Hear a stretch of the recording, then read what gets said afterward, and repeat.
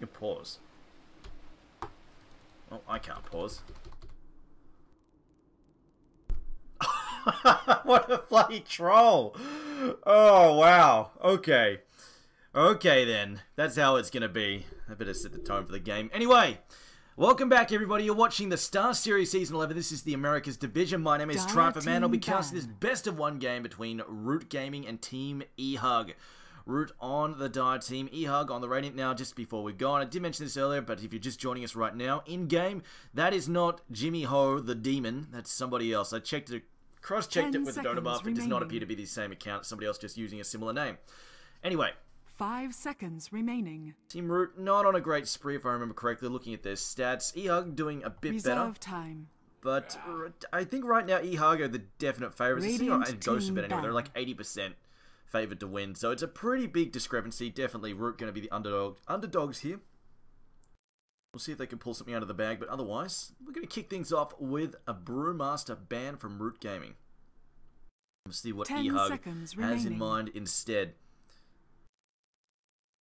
5 seconds. 5 seconds. I will also admit, before we go into this, I don't know shit about the American scene.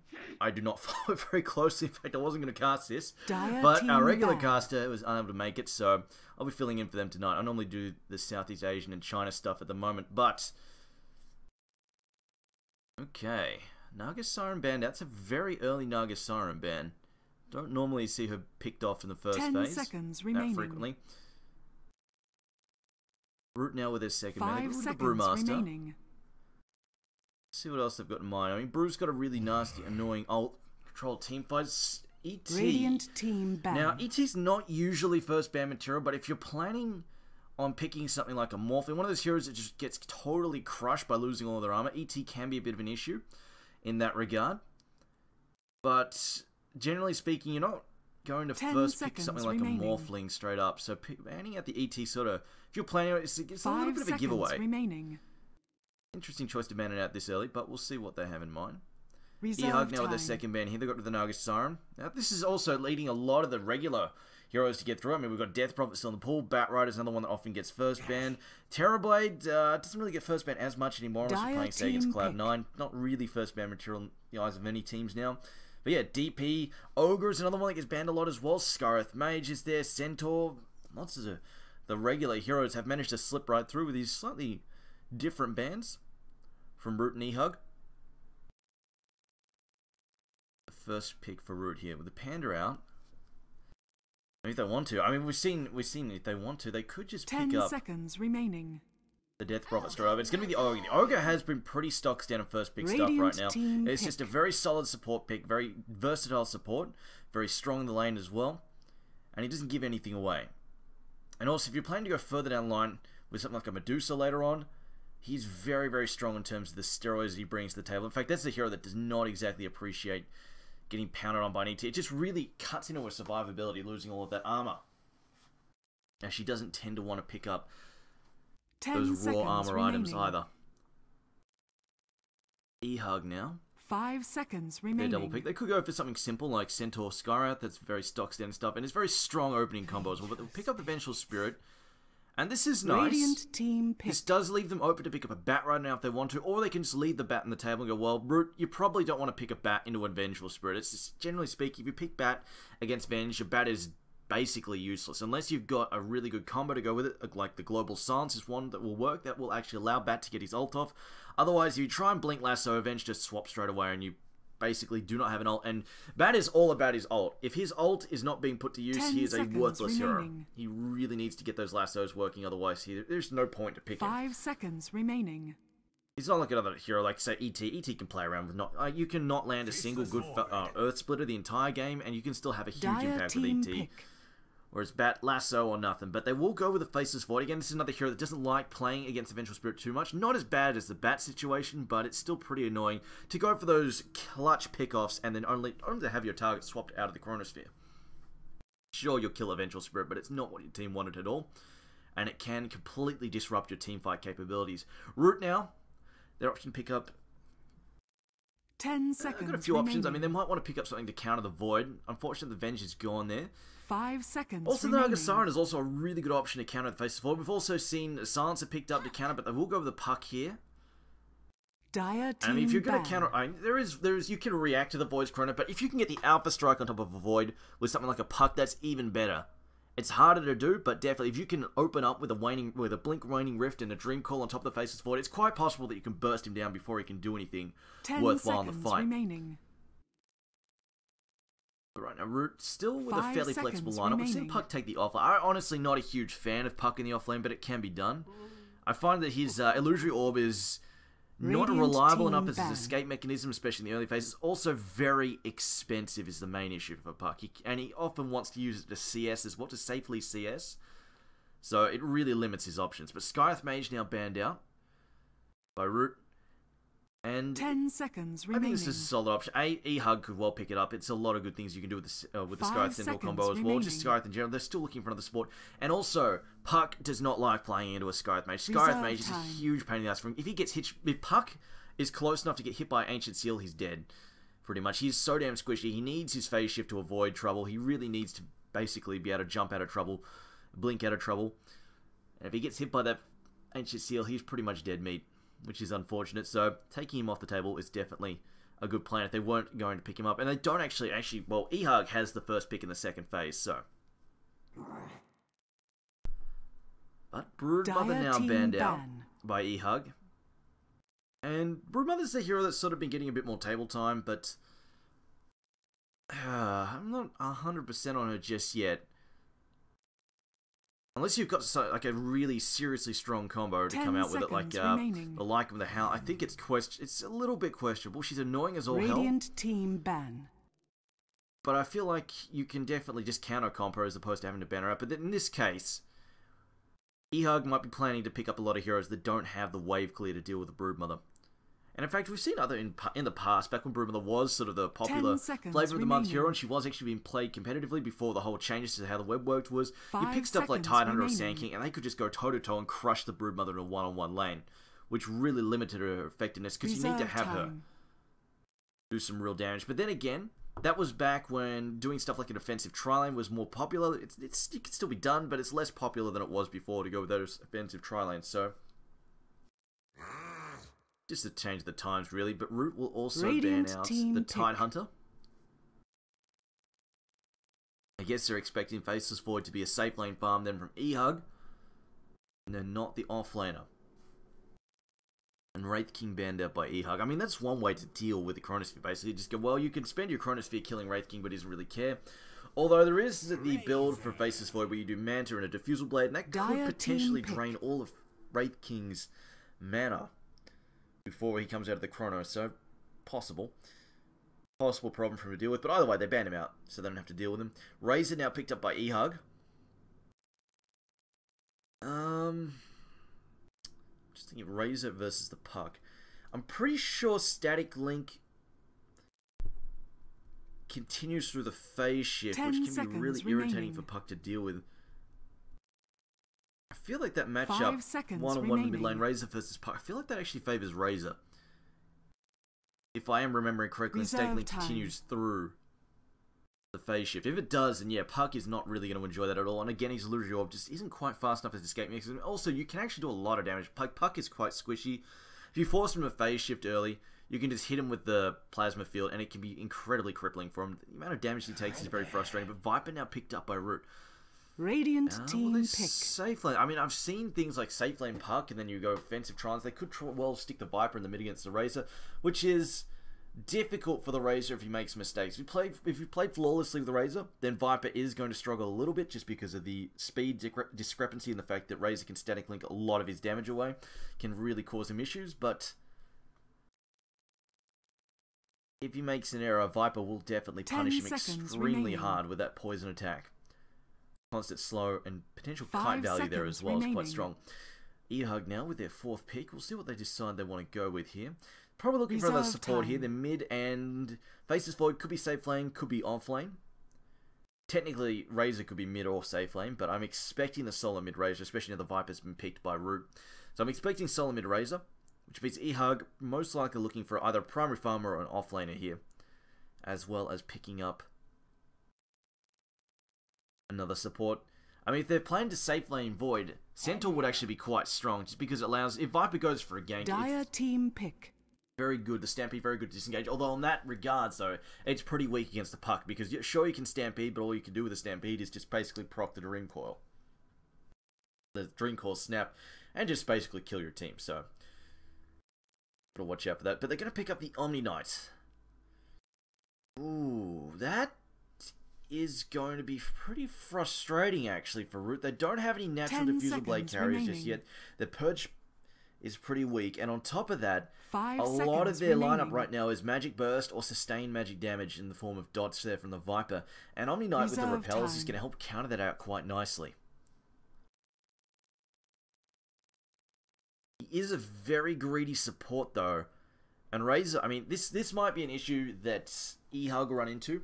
Razor is a very greedy mid. He wants to sit there and farm for quite something. He's not one of those heroes like, say, a Queen of Pain, even though we don't see her much anymore, who can respond to early aggression. She can go, oh, okay, well, I'll get over here, Scream Pain, do some ability, pop my ult, do all sorts of nasty damage, and basically threaten. If a team dives or makes an aggressive play in a lane, Queen of Pain could quite easily turn up and kill 3 heroes. That is definitely something that could happen. Whereas Razor doesn't really have that same potential, and he wants to just sit and farm, whereas Quap's much more likely to move and gank. Especially past the 6 and 7 minute mark. Faces Void, again, a hero that's not particularly useful early on. Sure, the Chrono's great, but if they don't have the damage to dump into it, which right now they don't really have a lot of DPS to dump into the Chronosphere. And then Omni Knight, very greedy support, has very limited mana. It's one of the more crippling aspects from the early game. And Vengeful Spirit, she's got a couple of stuns, and that's about it. So if Root put on the pressure really early, then we might see eHug's lineup fall apart. It could cause some issues, although in that regards, Root don't have the kind of tower push lineup they have. They've got a bit of damage there from Viper with the Nether Toxin, but they don't have one of those heroes like Broodmother or Lycan that just mulch towers.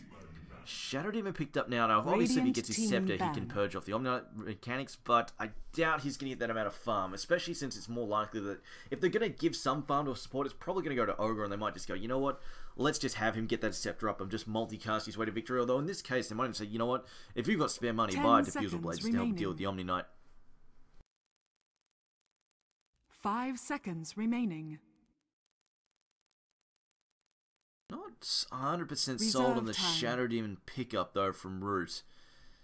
Right now, Root's lineup, they don't appear to have Dire team ban. A clear game plan with what's going on here. In fact, I'm sort of seeing the same issue with it. Oh, eHug with the Omni Knight, they could actually ball up and take towers early on. They've got some team fight. I feel like eHug's just sort of lacking just the damage. So they could pick one hero who can just dump a whole bunch of early DPS into a Chronosphere. That'll really help set up their lineup. And they can just play aggressive with 4 heroes, let Faces Void farm, and then when they want Chronosphere, kill somebody off with a big burst of DPS into the Chronosphere, and then just keep mulching towers bit by bit. And they'll have the sustain there for Omni Knight, provided they keep the mana up there. But Root's lineup, on the other hand, I see a couple of good spells here and there. I see, obviously, Viper's got his damage. Puck's got some great initiation and burst. 5 seconds remaining. But I'm not really seeing their game plan just yet. Now, PA was the final ban from Root. Reserve time. And eHug ban out Drow. With a 4 range lineup, that really would have given them made them pack quite a punch in the laning phase. Even going to the mid game, that'd be a lot of extra just right-clicking power. Looking at Root's lineup, I'm just not sure what they're going to do with that, but see, I mean, Shadow Demon is the kind of hero you pick up something like a really strong early game, something like Pot, and just the setup is absolutely amazing. And now Shadow Fiend picked up as well. Oh, so probably offlane Void. Shadow Fiend is not a good mid against Viper, but I think it's more plausible if they have the Omni Knight babysit him, because they don't really need... Razor's probably not going to need a whole lot of backup in the bottom lane, in the safe lane. He can most likely make do with Vengeful Spirit, who can pull, rotate, gank. I think that'll work out pretty well. So if Shadowfiend takes the mid with Omni Knight's backup, I think he'll be just fine. Storm Spirit picked up, though, as the final choice here for Root. Okay. That means Viper's going to be Probable's safe lane, which is interesting because Viper is probably the better hero against the Shadow Fiend there.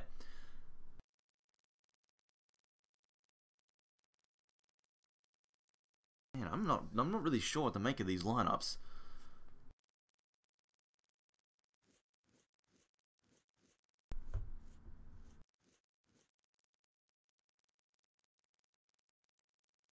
Are they going to do a dual mid with Shadow Fiend? I mean, Shadow Fiend and Storm Spirit, I mean, that's pretty good for Shadow Fiend, so they probably don't actually need to back him up now. And they might even just have Omni Knight and Vengeful Spirit just do their business in the jungle, try and get Omni Knight levels. 10 seconds because remaining. Omni Knight is a very greedy support. 5 seconds remaining. Now, if there's one hero that can brawl early on, it's going to be MJW's Shadow Fiend, but I am definitely not. It's going to definitely... I think it's going to come down to execution here. It's going to be rough, but it can be done. Prepare for battle. Anyway, we'll talk about that in a moment. We'll go over the lineups here for eHug and Root. So playing the Radiant side for eHug, we have SN there playing the Faceless Void, SNA there playing the Omni Knight, Lust on the Vengeful Spirit, Infinity playing Razor, and MJW there on the Shadow Fiend. For Root on the Dire team, we have Shadow Demon being played by your boy JC, Demon standing in on Storm Spirit, Yugi standing in on Puck, Chicken MC on the Ogre Magi, and Mad Dog also standing in... 3 stand-ins? Okay. Mad Dog also standing in there on the Viper.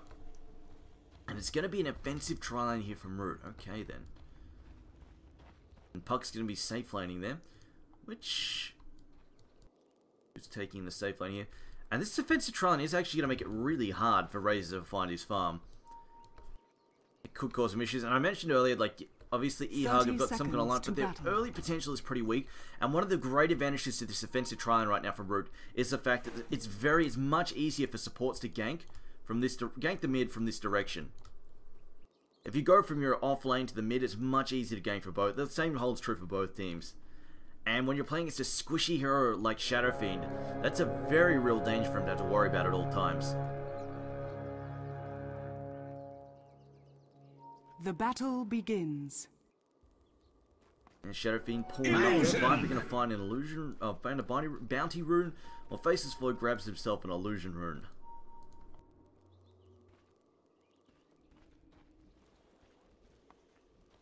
Your Ogre is ducking back to do a bit of body blocking there, just keep the creep equilibrium where he wants it. And I'm not sure what happened there, but whatever happened with MJW, he must have messed up his block pretty bad. That's a great start for Demon here. It is going to get a little bit rough, though, as the first couple levels progress, because once Shadow Fiend gets a few souls up, it's really going to sting the Storm Spirit. At the very least, though, he's got good base armor, but it's still going to hurt quite a bit. But yeah, once Storm Spirit hits his level 6, and these supports start roaming, it's going to become a very rough game for eHug, and it's going to come down to whether or not Omni Knight can get there to help them out. Speaking of Omni Knight,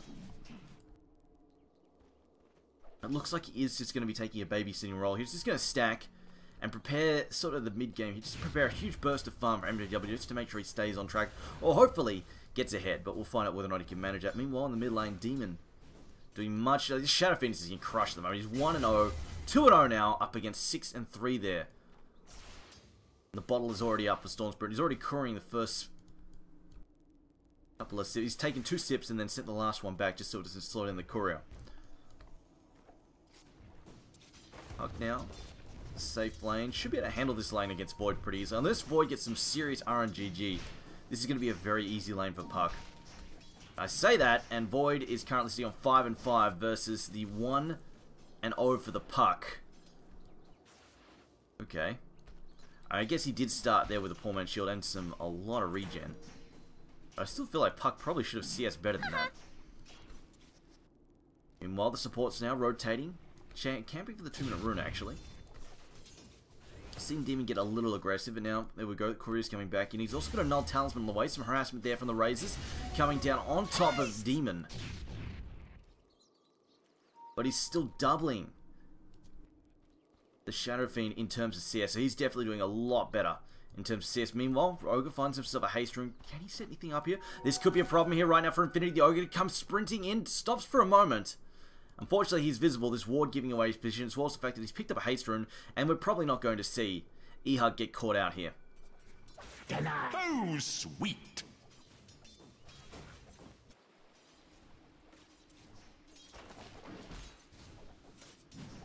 Void's still crushing this Puck in terms of CS. This is awkward to say the least, the fact the Puck is getting hammered that badly. And he has got about 10 damage less now. No one's got the bottom lane. Oh, no stun. Will get slowed down though by the Ignite. Wave of Terror comes out. There's a static as well, cleaning up all of his damage. Disruption comes down as well, just trying to slow him down there, making sure he can't push forward any further to still more damage. But Infinity We'll have to back it off there. It does manage to steal 21 damage, as meanwhile, toe-to-toe there. There's a static. Oh, he's going to drag him back in there. Now in comes the Purification, trying to keep MJW alive. First blood going to Demon.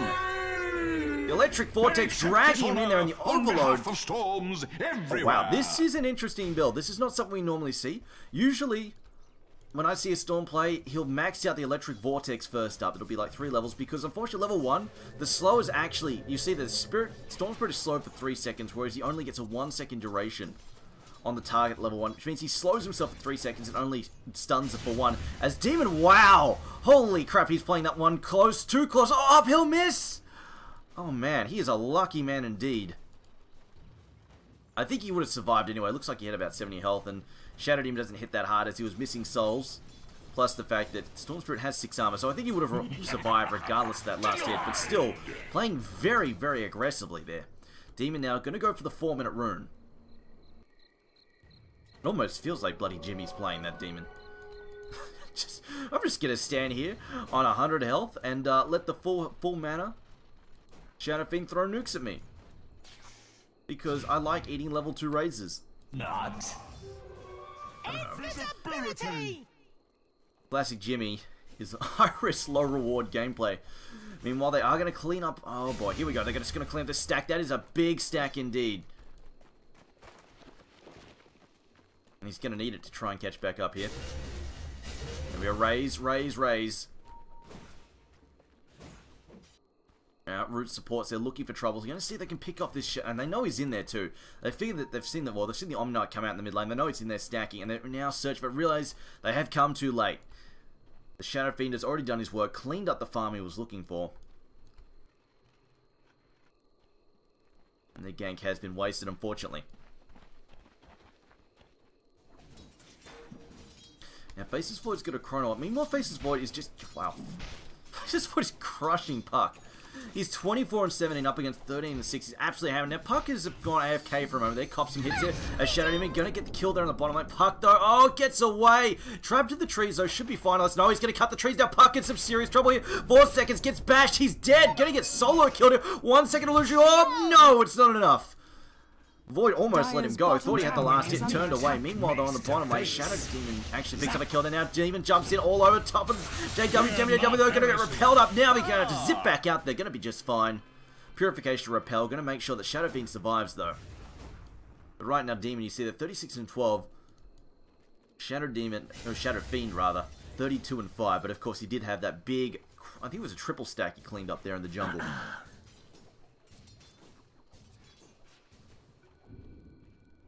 Dire's middle tower is under attack. Storm Spirit now, he's picked up his treads, Null Talisman as well. See your boy JC having a Clarity Cancel, and they was already full anyway, no big deal. Being chased off by a wave of terror. On top lane. Chrono down for 1 minute there on Void, has picked up his treads after that fight. Also looks like he's going possibly for an early ring. I don't think anybody else is buying one in his team. Oh, no, there we go. Razor's got one, so no, he probably won't go for an early ring. Let's pick up Wraith Dan for extra damage early on. And we're going to have Shadow Demon come in here. I don't know if he can set anything up, though. He might just have to go for a savior. Those bashes! 2 bashes down, now 3 bashes! On top of Chicken MC. He plays Chicken with Faceless Void and loses horribly. Faceless Void just absolutely crushing him there with those back-to-back bashes. Meanwhile, another big stack here for MJW. The triple stack prepared for him. Should be able to clean this up. Gonna need it. Meanwhile, the 3-hero response team up on the top lane is Faceless Void. Faceless Void, though, has the time limit. Can get out of here if he needs to. Just gonna leech some more experience. And his ult gonna come up in 1 minute. Might be looking for a pick-off here on the Storm Spirit, which would be a very... much needed pick-off indeed. They need to slow down this Storm. Otherwise, if he goes towards... Because one thing that eHug's lineup lacks right now is strong lockdown. Besides the Chronosphere. They've got the Chronosphere to try and lock down the Storm Spirit, and that's about it. Otherwise, he's going to be pretty much impossible to kill unless he makes some serious misplays with his mana pool. And eHug, I think they're worried that he's been seen. I mean, he has. He's been seen. So, this ward up here spotting his rotation. This is why Demon is standing all the way over here. Does not want to get anywhere near it. But this is a very weird build. Normally it's 1, 4, 1 and ult. But instead he's going for a massive burst build here. He's going to port bottom. Look for a pick off here on Infinity. I think they can find this too. The Puck's got Dream Core. If he gets the Dream Core down, I think it's going to be a dead meat on Infinity. Dream Core going to come in here. There's the Dream Core. Stormspirit zips in there. Going to drag him back to Electric Vortex as well. The damage can come in. Overload. 1, 2, 3. And down he goes. Chronosphere comes in for the return kill though. I think they're going to clean up Yugi here unless they can find some more damage in. No, doesn't matter. They're going to pick him up. Zip forward again. They're going for this kill here. Demon though might regret this. eHug now going to move it last back to the trees. Trying to keep him out of trouble. Overload not quite enough. He's trying to shoot. Cuts his way through the tree line. If he drops a remnant that should be able to spot him. The flying vision enough to find that kill. Now Demon pops the bomb. Not enough though. Will get picked up at Ogre Magi. Looking for another kill here on SN. SN though box in the creep do have vision, but he's got no mana left for a stun. Basis 4 just going to kill these creep and then probably pot up and get away. Dire's structures are fortified. In the end there, 2 for 2, Storm Spirit trading his life there eventually for a Razor. And yeah, I'm going to say it's not worth it considering the kills all went there to the Void, and Void has now picked up a sweet 750 gold. Probably about the last thing that Root wanted to have happen. Definitely a rather overzealous play there from Storm Spirit. Could have just backed off after the initial kill. Radiant's top tower is under attack. Radiant structures are fortified. JW also... Okay, they're doing the double ring build, which is... I mean, if you're not planning to group up, you're planning to have a bit of split pushing going, that's fine. It's not a big deal. Definitely a little bit uncommon, though.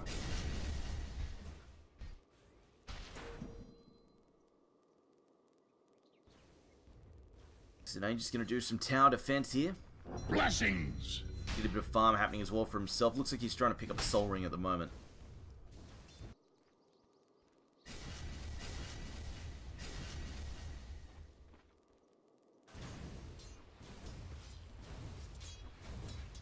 Michael well on his way to his mech, just having a bit of free farm here in the top lane. Mine. Still behind MJW, but we've got to keep in mind MJW has had 2 sets of big stacks prepared for him, sitting on 68 and 7. He's only sitting on 1 death though. Meanwhile, bottom lane, Puck being chased around there by the Plasma Field. Also, both teams just happy to keep farming here at the moment. Storm Spirit has jumped back in the jungle. Just going to do a bit of his own farming. Has got a Soul Ring. I think he might be building... He could, with us, if he's picked up the early Soul Ring, he might actually be building towards an early Bloodstone. We'll see whether or not he gets some momentum to make that Bloodstone worthwhile.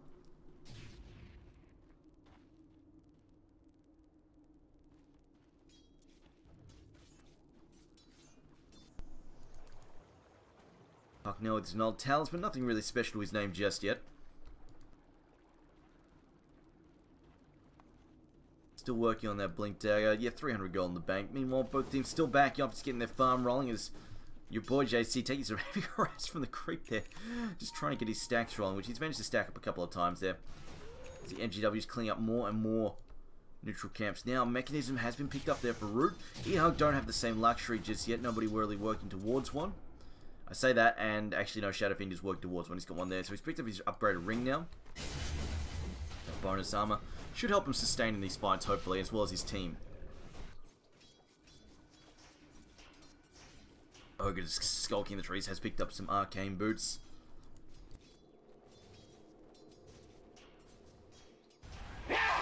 Lust just lurking, trying to get some last hits.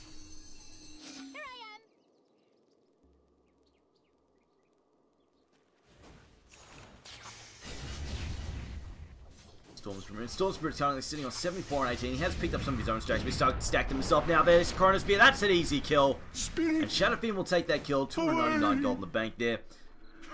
But Storm Spirit did actually tried to save money anyway. He picks up... Didn't really work. Picks up the Bloodstone recipe there.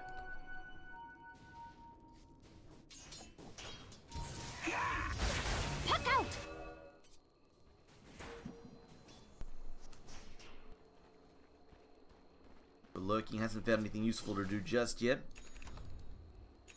We see the Ogres are more aggressive than they are right now. Than the Ogres managing to be right now. Meanwhile, Shadow Demon has gone... Shadow Fiend, rather. Shadow Fiend's gone top. With his mech. She might be able to push down this tower. Still a very dangerous prospect when you're playing against the Storm Spirit. Very difficult for him to jump in and take... Because you see, this is the issue with Shadowfiend goes for a Requiem there. Long range Requiem doing a fair amount of damage. I don't think it's going to be enough. Repel going to come out, trying to keep him alive. It's going to go for the Viper. Guardian Angel also pop. Needs to finish this Viper. Can he get it? One more hit? Down goes the Viper. MJW going a ham here. Demon now falling low matter. He's not going to be able to zip much too far. No, he will get away just far enough. And they will have to settle for just the Viper kill. I thought MJW might be able to get a second kill. They did go for the early Requiem. Just a zoning Requiem. Did a fair amount of damage regardless. Radiant's middle tower is under attack. There. I never give you the satisfaction.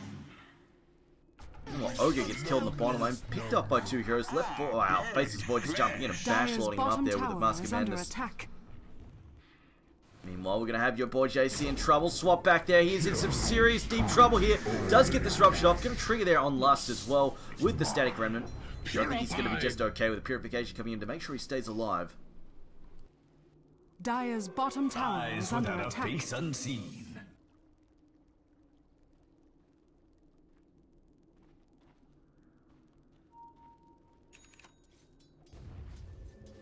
Rotation there from Storm.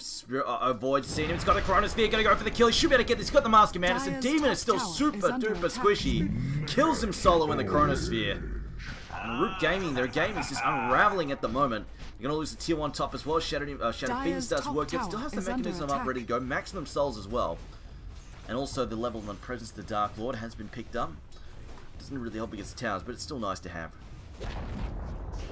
Dire's top tower has fallen.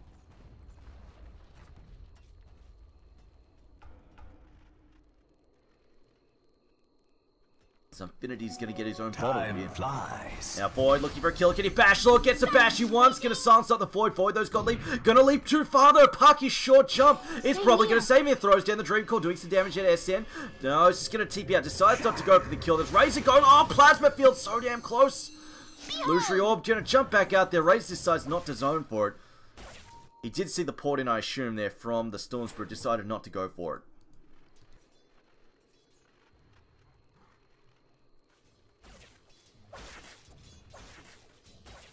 Actually, he must have seen it. If he knew the Storm Spirit was here, he wouldn't be doing this. Storm Spirit jumps forward. There we go. We've got the Soul Catcher down now on Infinity. Decides to drop back to the tower. Support could come if he needs it. Radiant's bottom tower is under got the port as well. He could jump in here. Meanwhile, Razor definitely quite scared. Hiding in the trees. Does not want to reveal himself. On top lane. Uh-oh. Chicken MC in trouble. A lot of ports going to come top.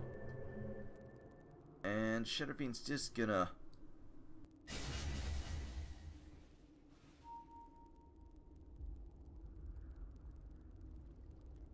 pick up some last hits there. It looks like he's definitely in the scoreboard there. 120 CS, we can keep in mind he did give away the first blood, but he has caught up very nicely, just CSing his way to victory there. Of course, did have some help there from the Omnight.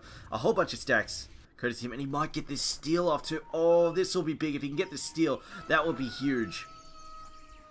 But Root now, going to send some supports to try and drive them off. Make sure they don't scout this out. Meanwhile, Void going to get another kill. They're solo killing him again. Oh, not solo kill him, but we'll kill him again there. With some help there from Infinity.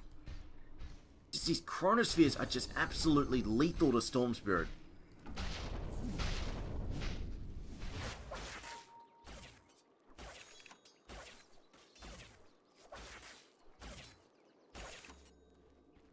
Likely Storm's going to have to start waiting for his engagement to happen after. Dire's bottom tower is under attack. He's going to have to hold off and wait until after the big nukes come out. There is a tier 1 tower bottom in trouble, popping the glyph they're trying to keep alive. In fact, it will manage to succeed for the moment as the Radiant do scamper.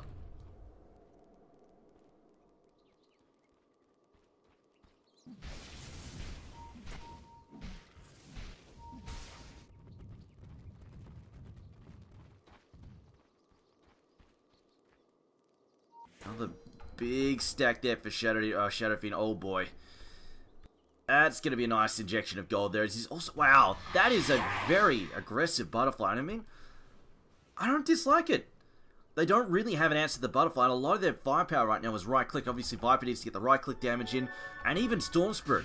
A lot of his burst damage comes out from right click. So 30% miss chance is definitely going to upset the Storm quite a bit. I don't dislike that at all, especially since he's not having the opportunity to go for something like an early... Storm Spirit was going for a really fast Hex. That would make the Butterfly much more questionable, just because Hex shuts down evasion. But in this case, this is going to be really irritating for him. He's 1,100 gold away from finishing this too. I really like that itemization. Also, it gives him great chase potential too against a Viper. That flutter is really, really useful.